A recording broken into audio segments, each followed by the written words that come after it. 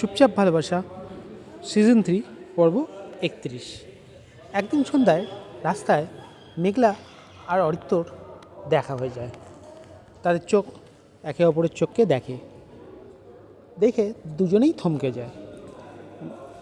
মেঘলার চোখে ব্যথা, অরিত্রর চোখে দ্বিধা। ঠিক তখনই রিয়া দৌড়ে এসে অরিত্রকে জড়িয়ে ধরে, আর সে অরিত্রর গলায় একটা চুমু খায়, তাকে শক্ত করে আঁকড়ে ধরে।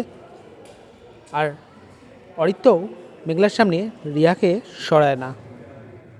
মেঘলা সব দেখে, তার চোখে জল, মুখে অভিমান।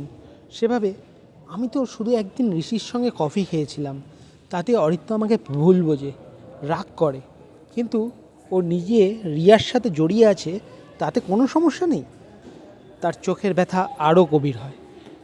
মেঘলা ভাবে ও শুধু আমাকে ভাঙতেই জানে, নালে ও এতটা নিচে নামতে পারত না।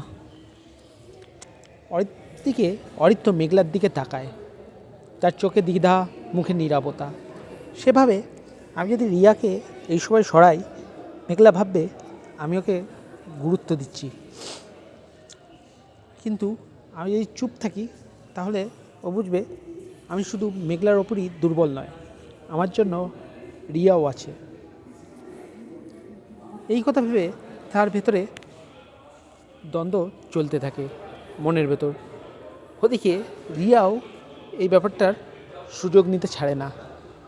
সে অরিত্রকে আরও শক্ত করে আঁকড়ে ধরে, পিঠে দুহাত দিয়ে হাত বোলাতে থাকে, আর ফিসফিস করে বলতে থাকে, দেখেছো তো, মেঘলা তোমাকে বিশ্বাস করে না, কিন্তু আমি সব সময় তোমার পাশে আছি। তুমি মেঘলাকে ভুলে যাও, আমার কাছে থাকো, আমি তোমাকে এইভাবেই ভালোবাসবো, আর আমার ভালোবাসাকে দূরে সরিও না।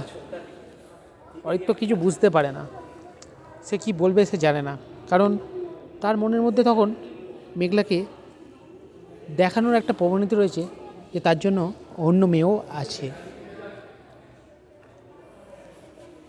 আজকের পর্ব এখানেই শেষ।